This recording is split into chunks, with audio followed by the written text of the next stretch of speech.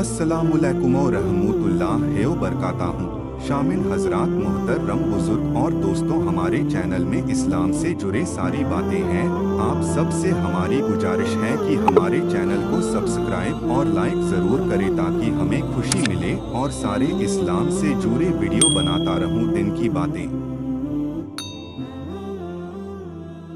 इस्लाम हजरत मोहम्मद की शिक्षाओं पर केंद्रित अब्राहमिक एकेश्वरवादी धर्म इस्लाम, अरबी अल-इस्लाम एक इब्राहिमी पंथ है जो प्रेषित परंपरा से निकला एकेश्वरवादी पंथ है। इसकी शुरुआत 7वीं सदी के अरबी प्रायद्वीप में हुई है। इस्लामी परंपरा के अनुसार अल्लाह के अंतिम पैगंबर मोहम्मद के द्वारा मनुष्यों तक पहुंचाई गई अवतरित किताब कुरान की शिक्षा पर आधारित है तथा इसमें हदीस, सीरत उन नबी और शरीयत ग्रंथ शामिल हैं। इस्लाम में सुन्नी, शिया, सूफी व अहमदिया समुदाय प्रमुख हैं। इस्लाम की मजहबी स्थल मस्जिद कहलाती हैं। अनुयायियों की कुल आबादी के अनुसार इस्लाम विश्व का दूसरा सबसे बड़ा पंथ है। विश्व में आज लगभग 1.9 अरब या 190 करोड़ से 2.0 अरब 200 करोड़ मुसलमान हैं। इनमें से लगभग 85% सुन्नी और लगभग 15% शिया हैं। सबसे अधिक मुसलमान दक्षिण पूर्व एशिया और दक्षिण एशिया के देशों में रहते हैं। मध्य पूर्व, अफ्रीका और यूरोप में भी मुसलमानों के बहुत समुदाय रहते हैं। विश्व में लगभग 56 देश ऐसे हैं जहां मुसलमान अधिक संख्या में हैं। विश्व में कई देश ऐसे भी हैं जहां की मुसलमान जनसंख्या के बारे में कोई विश्वसनीय जानकारी उपलब्ध नहीं है।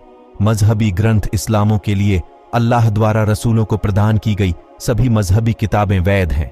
इस्लामों के अनुसार कुरान ईश्वर द्वारा मनुष्य को प्रदान की गई अंतिम मजहबी किताब है। कुरान में 4 और किताबों का महत्व है। सहूफ-ए-इब्राहिमी जो कि हजरत इब्राहिम अलैहिस्सलाम को प्रदान की गई थी, तोराह जो कि हजरत मूसा अलैहिस्सलाम को प्रदान की गई थी, जबूर जो कि राजा दाऊद अलैहिस्सलाम को प्रदान की गई थी, इंजील जो कि हजरत ईसा अलैहिस्सलाम को प्रदान की गई थी। मुसलमान ये मानते हैं कि यहूदियों और ईसाइयों ने अपनी किताबों के संदेशों में बदलाव कर दिए हैं। अल्लाह की एकता इस्लाम धर्म मानने वाले एक ही ईश्वर को मानते हैं जिसे वे अल्लाह, फारसी खुदा कहते हैं। एकेश्वरवाद को अरबी में तौहीद कहते हैं जो शब्द वाहिद से आता है जिसका अर्थ है एक। इस्लाम में अल्लाह को मानव की समझ से परे माना जाता है। मुसलमानों से अल्लाह की कल्पना करने के बजाय उसकी प्रार्थना और जय जयकार करने को कहा गया है। मुसलमानों के अनुसार अल्लाह अद्वितीय है, उसके जैसा और कोई नहीं। इस्लाम में अल्लाह की एक विलक्षण अवधारणा पर बल दिया गया है और यह भी माना जाता कि उसका संपूर्ण विवरण करना मनुष्य से परे है। कहो, अल्लाह एक और अनुपम, सनातन, सदा से सदा तक जीने वाला है। न उसे किसी ने जना और न ही वो किसी का जनक है, एवं उस जैसा कोई और नहीं है।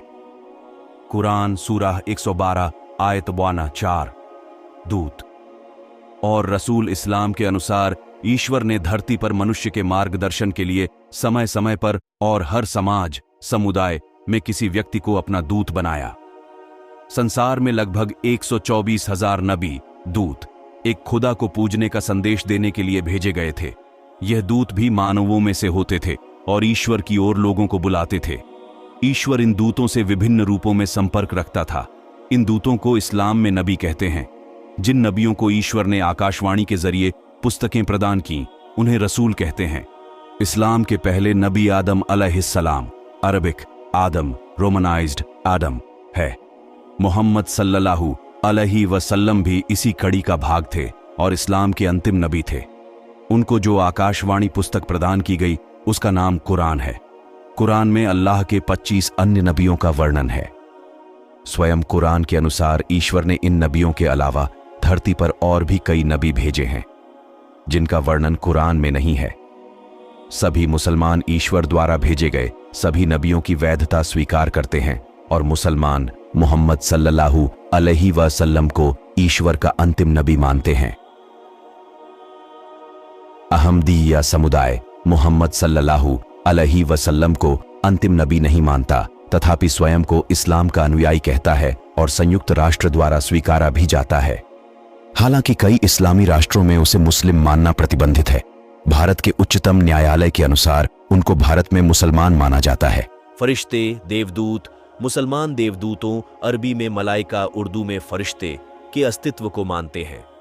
उनके अनुसार देवदूत स्वयं कोई विवेक नहीं रखते और ईश्वर की आज्ञा का यथारूप पालन ही करते हैं। वह केवल रोशनी से बनी हुई अमूर्त और निर्दोष आकृतियां हैं, जो कि न पुरुष हैं न स्त्री, बल्कि मनुष्य से हर दृष्टि से अलग है। हालांकि देवदूत अगणनीय हैं, पर कुछ देवदूत कुरान में प्रभाव रखते हैं। जिब्राइल अलैहिस्सलाम, जो नबियों और रसूलों को ईश्वर का संदेश लाकर देते थे। इज़राइल अलैहिस्सलाम, जो ईश्वर के समादेश से मृत्यु का दूत, जो मनुष्य की आत्मा ले जाता है। मीकाइल अलैहिस्सलाम, जो ईश्वर के समादेश पर मौसम बदलने वाला देवदूत है। इसराफील अलैहिस्सलाम, जो ईश्वर के समादेश पर प्रलय के दिन के आरंभ पर एक आवाज देगा। किरामन कातिबीन, हिंदी में प्रतिष्ठित लेखक, जो मनुष्य के कर्मों को लिखते हैं। इस्लामिक मान्यता अनुसार प्रत्येक मनुष्य के साथ 2 देवदूत लगे होते हैं, जो उसके कर्मों को लिखते रहते हैं। कुरान 82 9 व 10। मुनकिर नकीर या नकीरैन, मनुष्य के मरणोपरांत उसकी कब्र में आकर उसे 3 प्रश्न पूछने वाले। कयामत, यौम अल कियामा।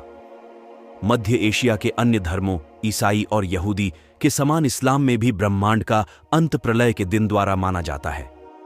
इसके अनुसार ईश्वर एक दिन संसार को समाप्त करेगा, जिसे इस्लाम में यौम अल कदियाम के नाम से जाना जाता है। यह दिन कब आएगा, इसकी सही जानकारी केवल ईश्वर को ही है। इस्लाम के अनुसार सभी मृत लोगों को उस दिन पुनर्जीवित किया जाएगा और अल्लाह के आदेशानुसार अपना जीवन व्यतीत करने वालों को स्वर्ग भेजा जाएगा और उसका आदेश न मनाने वालों को नरक में जलाया जाएगा। जन्नत, स्वर्ग और जहन्नम, नरक। जन्नत, स्वर्ग। इस्लाम के अनुसार अल्लाह, ईश्वर ने अपने बंदों, अल्लाह को मानने वालों को उनके अच्छे अमाल, कर्मों का अपने फजल अव कर्म से बदला और इनाम देने के लिए आखिरत, मौत के बाद वाला जीवन में जो शानदार मकान तैयार कर रखा है, उसका नाम जन्नत है और उसी को बहशत भी कहते हैं। इनके अलावा इसे स्वर्ग, हेवन भी कहा जाता है। इस्लाम के अतिरिक्त अन्य धर्मों जैसे ईसाई, यहूदी, हिंदू तथा जैन धर्म में भी स्वर्ग को महत्व दिया है। इस्लाम के अनुसार जो नमाज, प्रार्थना करते हैं, दान करते हैं, नेक काम, पुण्य करते हैं, कुरान पढ़ते हैं, अल्लाह ईश्वर में विश्वास रखते हैं, फरिश्तों, स्वर्गदूतों, उनकी प्रकट किताबें, पैगंबर और दूत, रोज ए हश्र, न्याय का दिन और उसके बाद का जीवन अर्थात आखिरत, और अपने जीवन में अल्लाह ईश्वर के आदेश का पालन करें, वही लोग जन्नत, स्वर्ग में जा सकते हैं। इस्लाम में जन्नत, स्वर्ग की प्रचुरता और सुंदरता इतनी अधिक है कि वे मानव के सांसारिक दिमाग से समझने की क्षमता से परे हैं कि दुनिया के बाकी आकर्षणों से ध्यान हटाकर ईश्वर से निकटता अनुभव की जाए, और दूसरा यह कि निर्धनों, भिखारियों और भूखों की समस्याओं और परेशानियों का ज्ञान हो। 4. दान, ज़कात। यह एक वार्षिक दान है जो कि हर आर्थिक रूप से सक्षम मुसलमान को निर्धन मुसलमानों में बांटना अनिवार्य है। अधिकतर मुसलमान अपनी वार्षिक आय का 2.5% दान में देते हैं। यह एक धार्मिक कर्तव्य इसलिए है क्योंकि इस्लाम के अनुसार मनुष्य की पूंजी वास्तव में ईश्वर की देन है और दान देने से जान और माल की सुरक्षा होती है। 5. तीर्थ यात्रा, हज उस धार्मिक तीर्थ यात्रा का नाम है जो इस्लामी कैलेंडर के 12वें महीने में मक्का में जाकर की जाती है। हर समर्पित मुसलमान जो हज का खर्च उठा सकता हो और विवश न हो के लिए जीवन में एक बार इसे करना अनिवार्य है। शरीयत और इस्लामी न्याय शास्त्र मुसलमानों के लिए इस्लाम जीवन के हर पहलू पर अपना प्रभाव रखता है। इस्लामी सिद्धांत मुसलमानों के घरेलू जीवन, उनके राजनैतिक या आर्थिक जीवन, मुसलमान राज्यों की विदेश नीति इत्यादि पर प्रभाव डालते हैं। शरीयत उस समुच्चय नीति को कहते हैं जो इस्लामी कानूनी परंपराओं और इस्लामी व्यक्तिगत और नैतिक आचरणों पर आधारित होती है। शरीयत की नीति को नींव बनाकर न्यायशास्त्र के अध्ययन को फिकह कहते हैं। फिकह के मामले में इस्लामी विद्वानों की अलग अलग व्याख्याओं के कारण इस्लाम में न्यायशास्त्र कई भागों में बट गया और कई अलग अलग न्यायशास्त्र से संबंधित विचारधारों का जन्म हुआ। इन्हें पंथ कहते हैं। सुन्नी इस्लाम में प्रमुख पंथ हैं हनफी पंथ। इसके अनुयायी दक्षिण एशिया और मध्य एशिया में हैं। मालिकी पंथ, इसके अनुयायी पश्चिम अफ्रीका और अरब के कुछ भागों में हैं। शाफी पंथ, इसके अनुयायी पूर्वी अफ्रीका, अरब के कुछ भागों और दक्षिण पूर्व एशिया में हैं। हम्बली पंथ, इसके अनुयायी सऊदी अरब में हैं। अधिकतर मुसलमानों का मानना है कि चारों पंथ आधारभूत रूप से सही हैं और इनमें जो मतभेद हैं वह न्याय शास्त्र की बारीक व्याख्याओं को लेकर है।